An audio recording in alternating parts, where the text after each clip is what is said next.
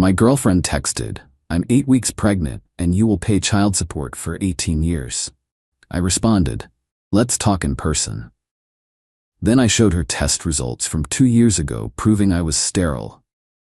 When she started crying and admitted she doesn't know who the real father was then, original post I, 31 male, got the text on a Thursday morning while I was at work, just sitting there, reviewing quarterly reports, when my phone buzzed. "Madison, we need to talk. I'm 8 weeks pregnant. You're going to be a father whether you like it or not, and you will pay child support for the next 18 years. Better start saving now." I stared at my phone for a solid minute. Madison, 29, and I had been together for about 14 months. Things had been rocky lately. She'd been pushing hard for engagement, talking about timelines, biological clocks. I'd been honest that I wasn't ready for that level of commitment yet. We'd had some pretty heated arguments about it, but pregnant? That was impossible. Literally impossible. See, 2.5 years ago, I'd been diagnosed with testicular cancer. Caught it early, thank God. But the treatment, surgery, radiation had consequences. My oncologist ran tests afterward. 0 sperm count, complete azoospermia. I was sterile. The doctor said the chances of it reversing were basically non-existent. I'd told Madison about the cancer early in our relationship, but I'd kept the sterility part to myself. Not sure why exactly. Maybe because it felt too personal too early. Maybe because I wanted to see where things went first. Looking back, that was probably a mistake. But here we were. I texted back, "Let's talk in person. Can you come by my place tonight, 7 p.m.? No games, Derek. I'm keeping it and you're paying. Period."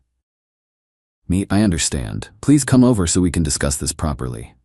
Madison, "Fine, but I'm bringing my sister as a witness." Perfect. Witnesses would actually help my case. I left work early, went home, and dug through my filing cabinet.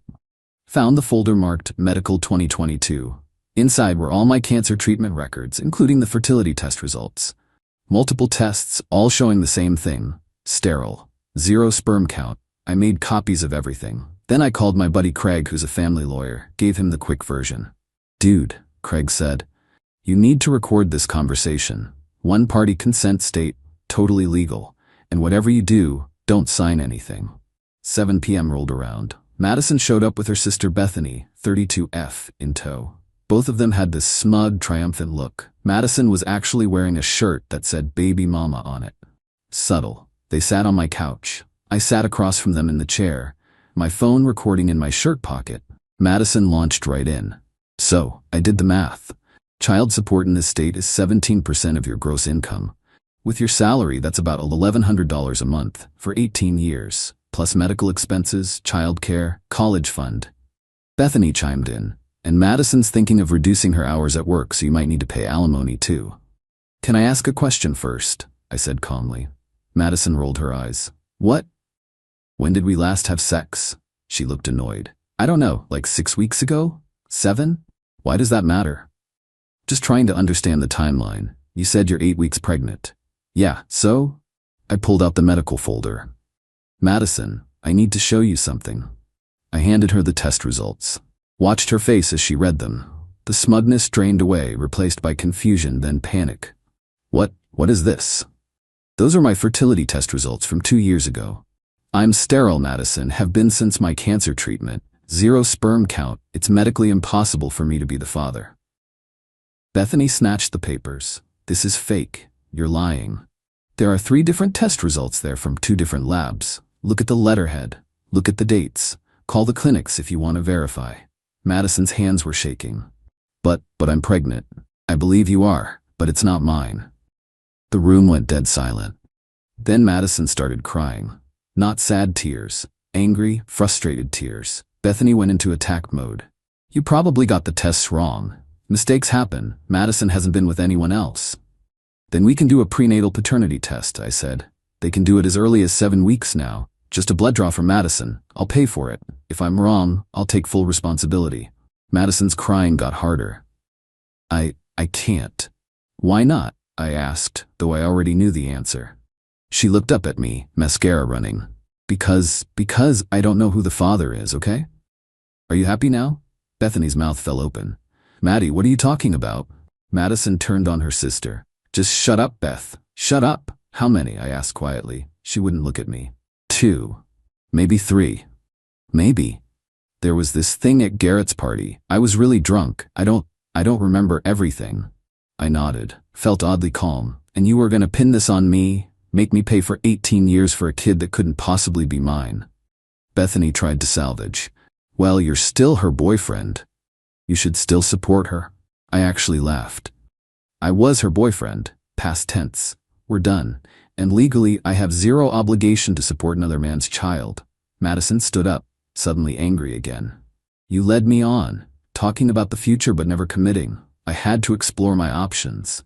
Your options included lying about paternity and trying to trap me financially? I wasn't lying. I thought it could be yours. You literally just admitted you slept with multiple other men. Because you wouldn't commit.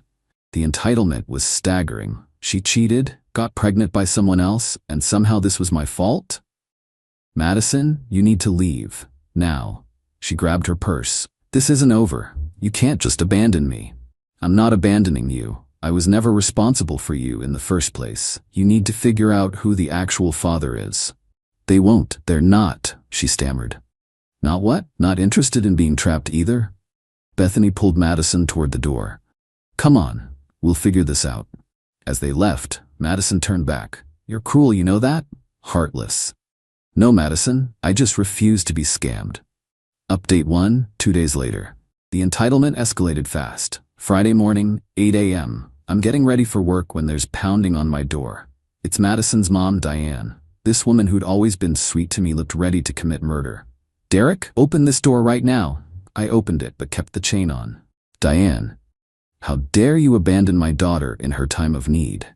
I'm not the father, Diane. It's medically impossible.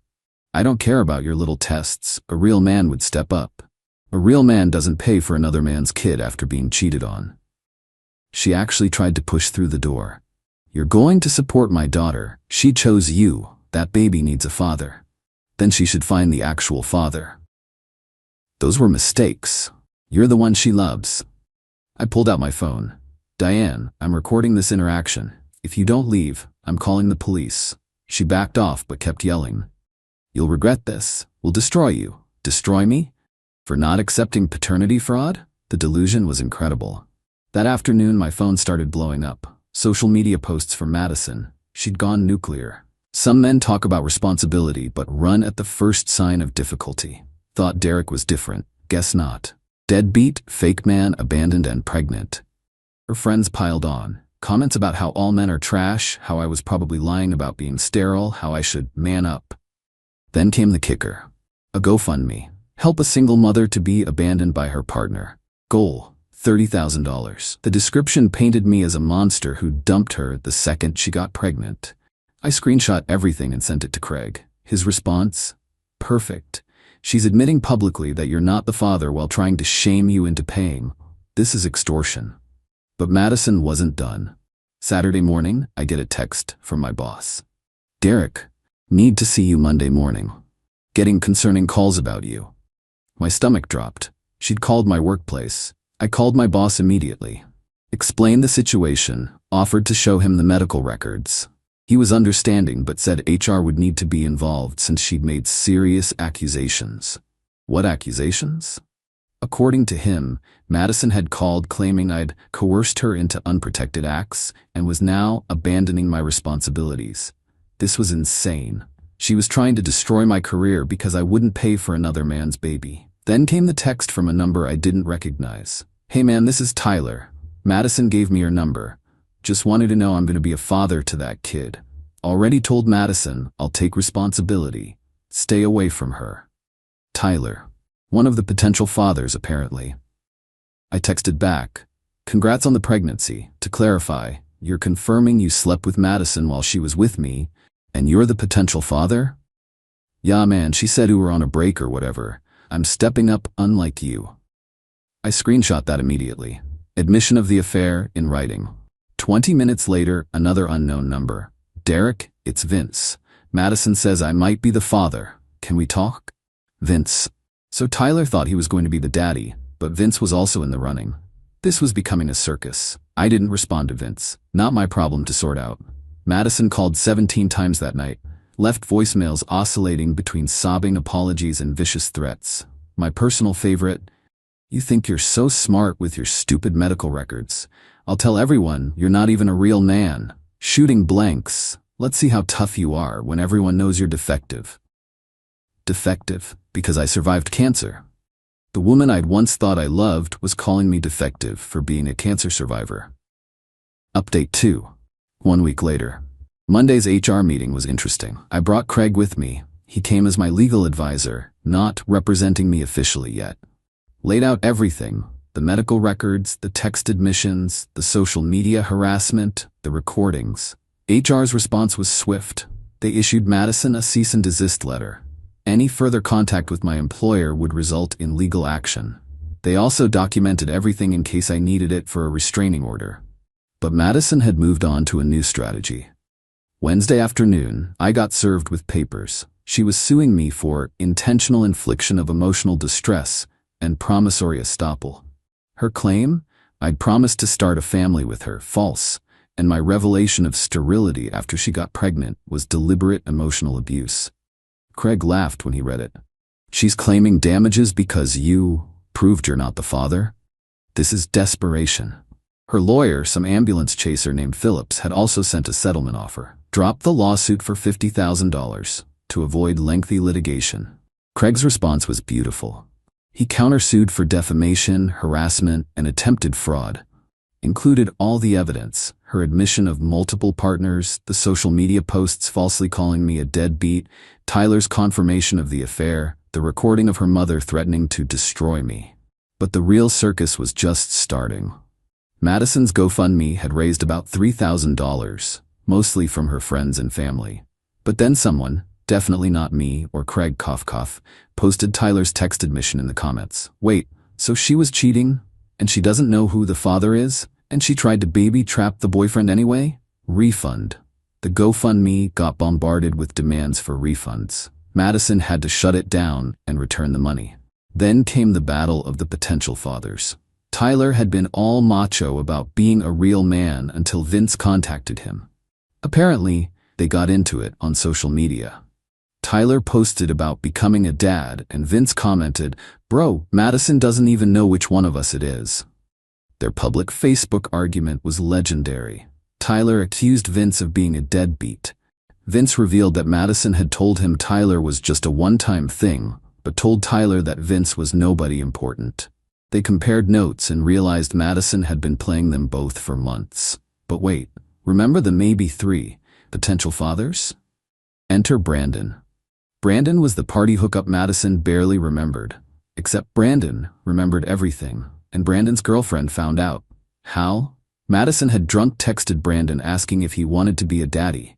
Brandon's girlfriend went scorched earth, posted everything on Instagram, screenshots of Madison propositioning Brandon while dating me. Madison begging Brandon to claim the baby. Brandon refusing and blocking her. The narrative Madison had carefully constructed, abandoned pregnant woman, crumbled spectacularly. Her sister Bethany tried damage control, posted about how women should support women and how everyone was victim blaming a pregnant woman in crisis. Someone responded with, "Your sister tried to commit paternity fraud. That's not victim blaming. That's criminal blaming." Then came Friday. Madison showed up at my apartment complex at 2 a.m., drunk, with her mom. Started screaming in the parking lot. "Derek, I know you're in there. You ruined my life. You owe me. That baby needs a father. Be a man." I called 911, told them my pregnant ex-girlfriend was having a mental health crisis in the parking lot. The cops arrived, tried to calm her down. Madison took a swing at one of them. Bad move. They arrested her for public intoxication and assaulting an officer. Diane tried to interfere and got arrested too. The building security footage was perfect. Madison screaming about how I owed her for wasting her prime years. How she deserved my support regardless of paternity. How she'd make me pay one way or another. Craig added the footage to our harassment file. Update 3. 3 weeks later. The legal fallout was swift. Madison's assault charge got pled down to disorderly conduct, but she got 6 months probation and mandatory anger management classes. The arrest also tanked her bullshit lawsuit against me. Hard to claim emotional distress when you're on camera drunkenly demanding money and talking about making me pay. Phillips, her lawyer, dropped her as a client. Apparently, even ambulance chasers have standards. Our countersuit proceeded. Madison tried to claim poverty, but Craig subpoenaed her bank records. Turns out she'd been getting regular deposits from both Tyler and Vince for the past 3 months. Both thought they were helping with baby prep. She'd been playing them both for cash while trying to lock me down for long-term support. The judge was not amused. Ordered her to pay my legal fees, $8,500 and $5,000 in damages for defamation. Also granted a 2-year restraining order. But the paternity drama reached soap opera levels. Madison convinced Tyler to go to a prenatal appointment with her, posted photos on Instagram about my baby's daddy stepping up. Tyler looked proud. Vince saw the posts and lost it. Commented with screenshots of Madison texting him the night before saying Tyler meant nothing to her. Brandon's girlfriend jumped in with more screenshots. Madison had apparently tried to reconnect with Brandon, saying neither Tyler nor Vince had long-term potential and maybe they could work something out. The 3 potential fathers eventually met up. Compared notes. Realized Madison had told each of them different due dates to match when she'd slept with them. Was playing them all. They agreed to all take paternity tests when the baby was born and let the results decide. But Tyler and Vince both stopped giving her money. Brandon had never started. Madison panicked, started texting me from app numbers, emails from throwaway accounts, begging. The entitlement was still there, but wrapped in desperation. Derek, please, I chose you for a reason. You're stable, you have a good job. These other guys are losers. The baby deserves better. Don't you care about an innocent child? I made mistakes, but I love you. We can make this work. I'll sign whatever you want. Prenup, paternity waiver, whatever. Just please help me. You're really going to let your child grow up without a father? Even if it's not biologically yours, you could still be dad. Lots of men raise other men's kids. That last one made me laugh. The audacity to suggest I should be grateful for the opportunity to raise the child she conceived while cheating on me. I forwarded everything to Craig for the restraining order violations. Each violation was another nail in her legal coffin. Her mother Diane tried a different approach. Showed up at my work, in violation of the cease and desist, with tears and an elderly woman, Madison's grandmother. Security stopped them in the lobby, but Diane made sure to loudly announce, his sterile sperm is going to make my daughter homeless. Her grandmother is heartbroken. What kind of man does this to a pregnant woman? Security called the cops. Diane got arrested again. The company filed a formal trespassing complaint. Diane was banned from the premises permanently. The grandmother, who seemed genuinely confused, kept asking, but why won't he marry Madison? She's pregnant. Nobody had told Grandma about the multiple potential fathers, apparently. Update 4, 2 months later. Madison had the baby last week, a girl. The social media announcement was subdued compared to her usual style. No mention of a father. The paternity test results came in yesterday. Craig forwarded me the court filing because Madison had tried one last Hail Mary, petitioning to have me tested for paternity despite my medical records. The judge's response was basically legal speak for, "Are you kidding me?" But here's the twist. None of the 3 tested men were the father. Not Tyler, not Vince, not Brandon. There was a 4th guy. Someone she hadn't even remembered or thought to mention. Turns out, during the time she was juggling all these men and trying to lock me down, she'd also had a one-night stand with a guy named Curtis from her gym. Only found out because Curtis's ex-girlfriend saw the baby announcement and did the math. Contacted Madison with her suspicions. Curtis is married. His wife is pregnant with their 3rd kid. The explosion from that revelation made everything else look tame. Curtis's wife went full detective mode. Found out Madison knew he was married, had specifically targeted him because he'd mentioned having money troubles and wouldn't be able to fight for custody. Tyler and Vince both blocked Madison completely. Tyler posted a long Facebook rant about dodging a bullet and never trusting women again. Vince just disappeared from social media entirely. Brandon's girlfriend reached out to me, actually. Thanked me for standing my ground and exposing Madison's scheme.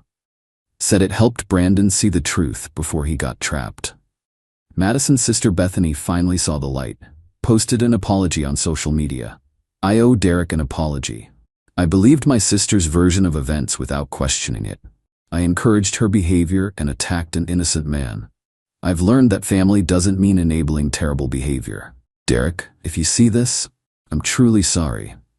Madison responded by calling Bethany a traitor and cutting her off. Last I heard through the grapevine, my coworker's girlfriend knows Madison's cousin. Madison is living with her parents. Curtis's wife is divorcing him and going after Madison for alienation of affection. Curtis wants nothing to do with the baby.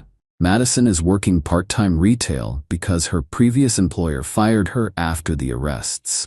She's trying to get child support from Curtis, but he's claiming financial hardship due to his impending divorce. Her parents are raising the baby while she figures things out. The last email she tried to send me, which Craig handled, was 2 days ago. Derek, I know you hate me, but I'm drowning. The baby needs formula and diapers. Curtis won't help. My parents are stretched thin. I'm not asking you to be the father. Just a loan, please. I'll pay you back. Craig's response was to file for contempt of court for violating the restraining order again. Final update 3 months later. Just a quick final update because Craig says I should document everything. Madison pled guilty to contempt of court for the repeated restraining order violations. Got 30 days in jail, suspended, and extended probation. She also now owes me an additional $3,000 in legal fees on top of the original judgment she hasn't paid. Curtis's divorce was finalized. His ex-wife successfully sued Madison for $15,000 in an alienation of affection case. Madison declared bankruptcy to avoid paying. The baby's birth certificate lists no father. Curtis signed away his parental rights in exchange for not paying child support. Madison agreed because she needed him to not contest the alienation lawsuit. Her parents are basically raising the baby full-time now. Madison apparently spends most of her time trying to become an influencer mommy on TikTok. Has about 200 followers. Her videos are about surviving narcissistic abuse and single mom life. The comments are brutal. Lots of people know her real story now. As for me, I'm doing okay. Still processing the betrayal, not gonna lie. 14 months with someone who could do all that. It messes with your head. It messes with your head. But there's a silver lining I didn't mention before. About a month ago, I decided to get my fertility retested. Just curious if anything had changed. Still sterile, but the doctor mentioned something interesting. There's a new experimental treatment that might help in cases like mine. No guarantees, expensive as hell, but possible. If I ever meet someone worth trying for, at least there's a chance. Not that I'm looking right now. Trust issues are real. But my therapist says that's normal and healing takes time. Madison still owes me $16,500 total, original judgment plus contempt fees. Will I ever see it? Probably not. But Craig says we can garnish wages once she has steady employment. The judgments don't go away, even with bankruptcy. The restraining order has another 20 months. After that, I honestly never want to hear her name again. Moral of the story? Always trust your gut. When someone shows you who they are, believe them. And never, ever ignore red flags because you think you're in love. Oh, and get everything in writing. Everything. Thanks for following this insane journey. I'm closing this chapter and moving forward. Life's too short to spend it looking backward at people who never deserved you in the first place. Peace out. Edit. Since some asked, yes, I kept all the screenshots and recordings backed up in 3 places. Cloud, external drive, and printed copies in a safety deposit box. Craig says I'm paranoid, I say I'm prepared.